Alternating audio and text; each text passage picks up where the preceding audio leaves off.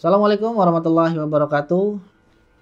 Minal aidin wal faizin, mohon maaf lahir batin kepada segenap kaum muslimin yang ada di seluruh dunia, khususnya yang ada di Indonesia. Dan alhamdulillah, semoga bulan puasa kemarin 1446 Hijriah, puasa kita, ibadah kita semuanya diterima oleh Allah Subhanahu wa taala. Bagi kita yang sudah berpuasa, mudah-mudahan kita disampaikan lagi di puasa di tahun depan 1447 Hijriah. Karena puasa adalah momen setahun sekali yang mana momen tersebut adalah momen yang sangat didambakan oleh kaum muslimin yang ada di seluruh dunia. Dan siapa yang tahu di puasa pada tahun ini ada beberapa artis di Indonesia yang pertama kali merayakan Idul Fitri. Ya, kita sebut saja ada Shelin Evangelista, kemudian Mahalini Raja, ya kan. Kemudian ada beberapa artis-artis lain yang memutuskan untuk masuk Islam atau login di bulan atau di tahun 1446 Hijriah. Jadi bagaimana gembiranya mereka menyambut hari raya umat terbesar di Indonesia, yaitu hari raya agama Islam.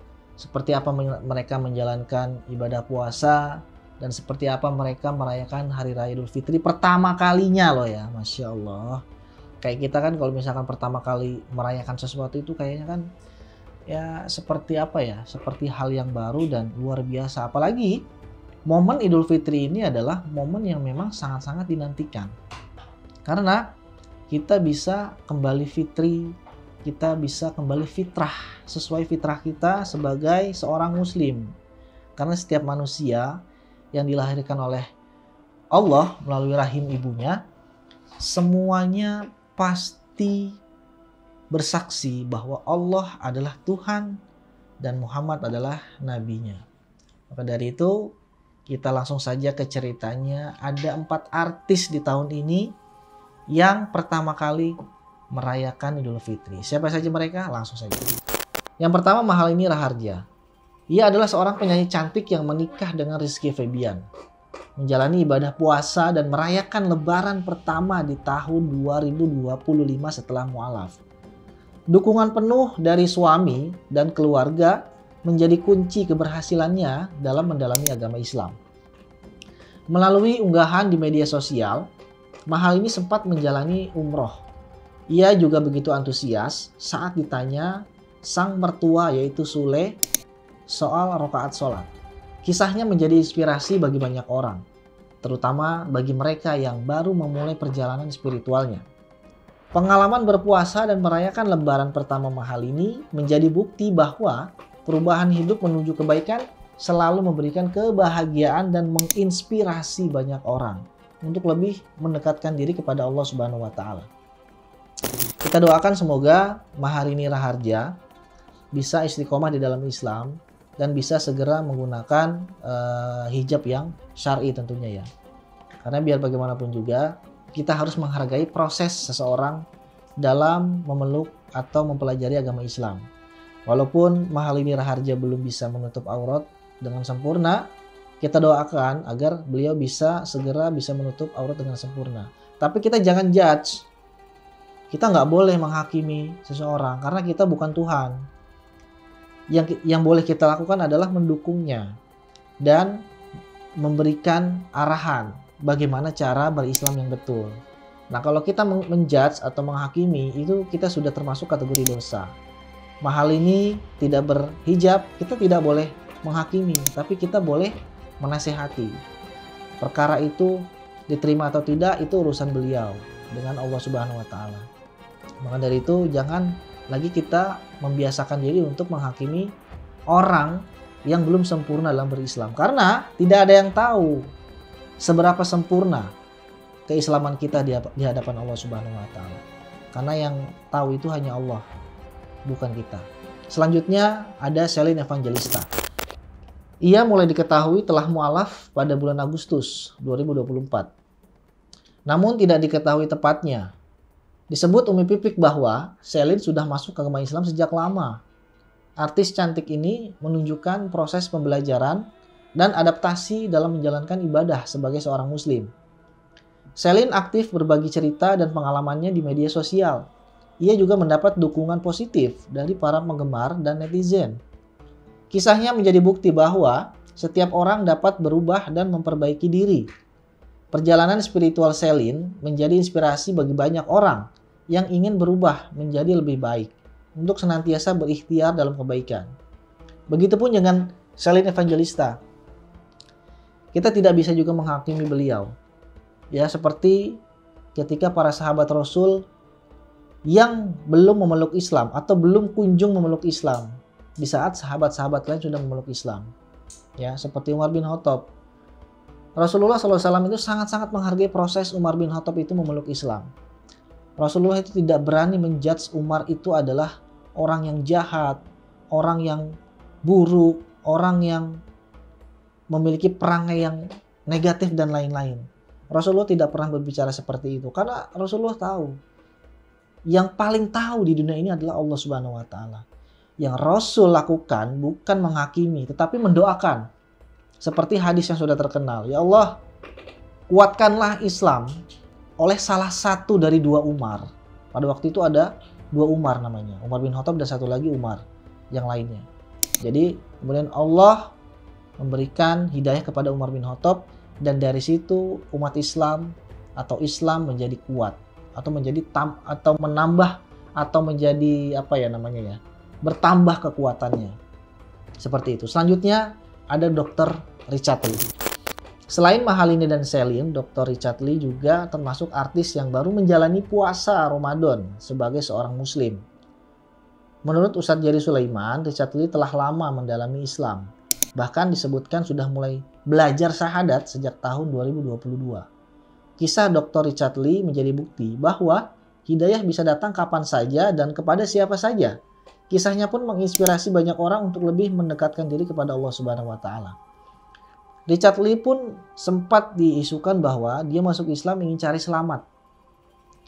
Ingin cari perlindungan dari kasus-kasus kriminalnya.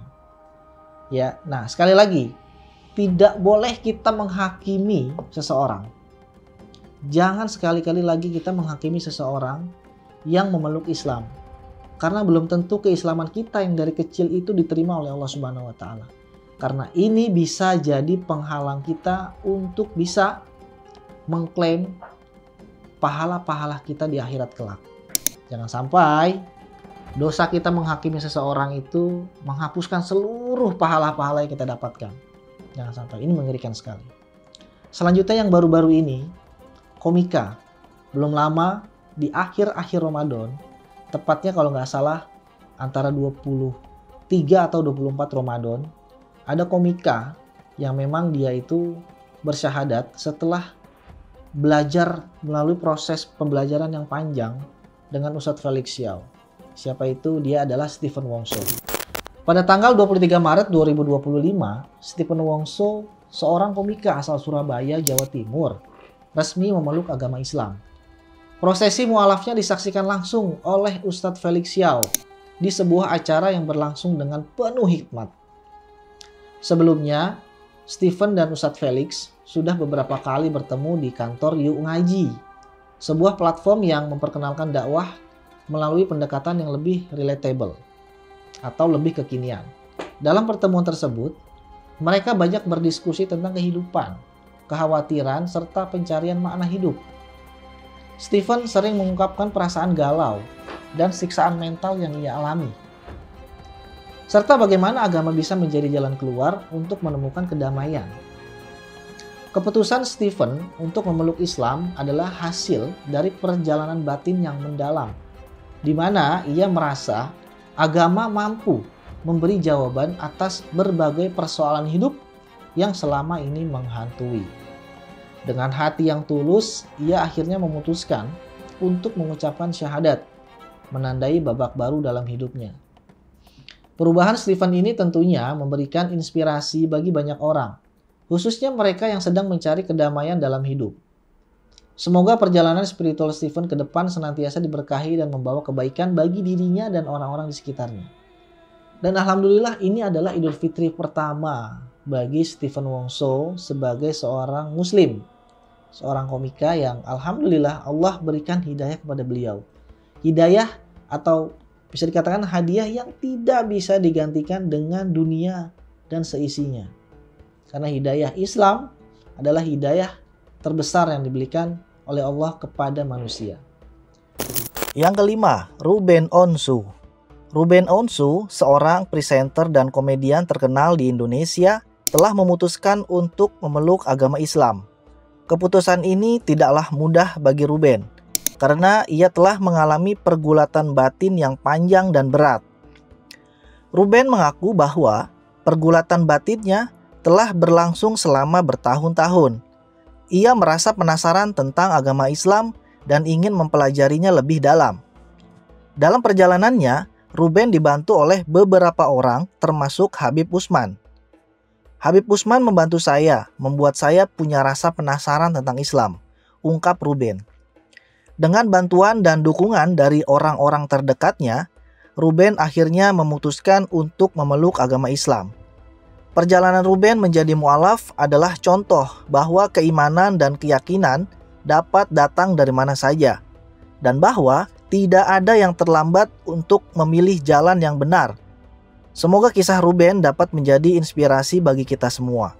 Mahalini, kemudian ada yang namanya Selin, Dr. Richard Lee, Stephen Wongso, menjadi tambahan motivasi bagi kita atau untuk kita, agar kita semakin bisa giat lagi beribadah kepada Allah dan semakin yakin bahwa agama yang benar itu, agama yang masuk akal, agama yang logis itu hanyalah Islam, bukan agama-agama yang lain.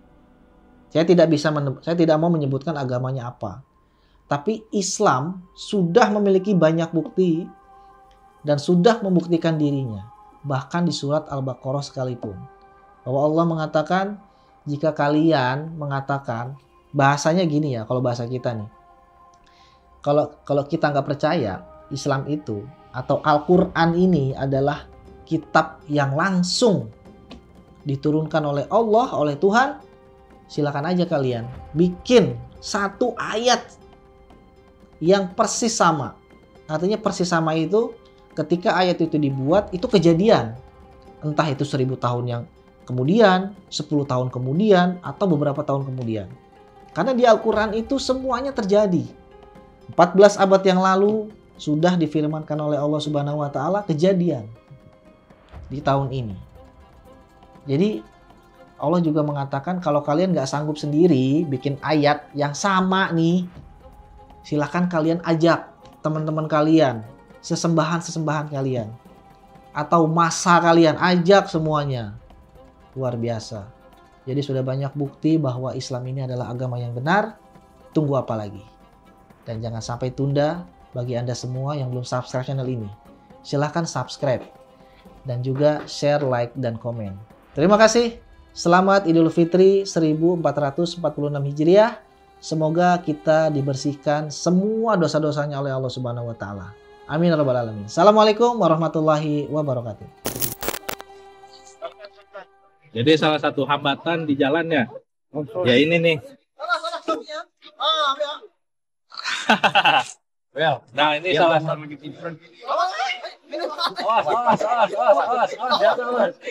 Hampir aja nih kawan kita jatuh ke sungai.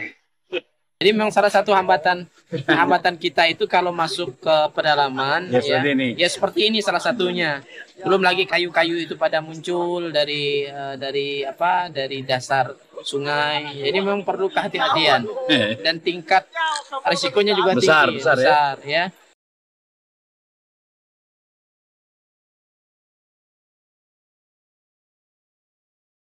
Ya begini kondisi ketika kita masuk ke pedalaman Sinten, Kalimantan Barat, kita memang harus bisa membaca kondisi sungai, kondisi alam. Kalau pada saat air naik, kita aman. Pada saat air surut, maka kondisinya kita harus berhati-hati.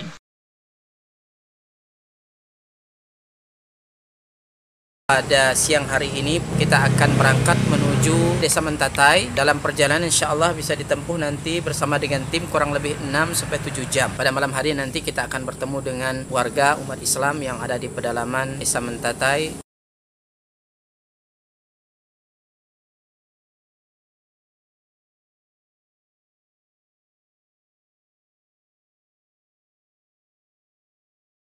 Alhamdulillah sudah kurang lebih 600 mu'alaf yang masuk Islam dengan asbab dakwah ini. Dan tentunya ini tidak hanya sebatas mereka memeluk Islam, tetapi masih banyak PR-PR yang harus kita selesaikan. Dalam hal ini kami membina mereka membutuhkan Al-Quran untuk kita sampaikan kepada mereka yang menjadi sarana mereka dekat dengan Allah Subhanahu wa Ta'ala.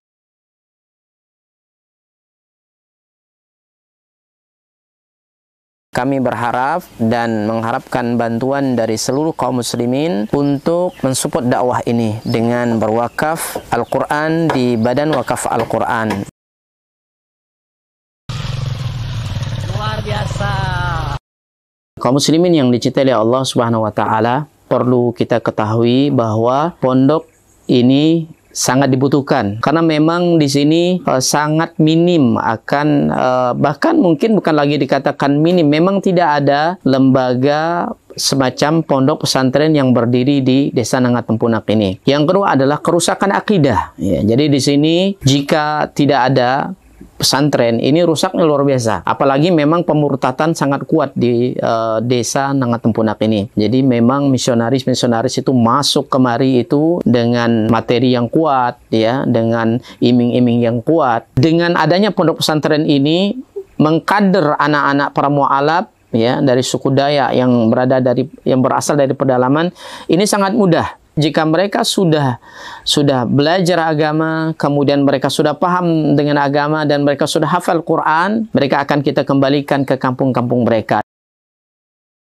Kita sekarang sambil melihat lahan atau tanah yang akan kita bebaskan untuk pembangunan atau perluasan pondok tahfiz Quran Cahaya Tempunak. Lokasi ini adalah lokasi yang bebas daripada banjir dan luasnya kurang lebih 4 hektar, dan insya Allah di sini nanti akan kita bangun sarana ibadah, kemudian sarana untuk tinggal mukimnya para santri, kemudian aula belajar dan pertemuan para santri.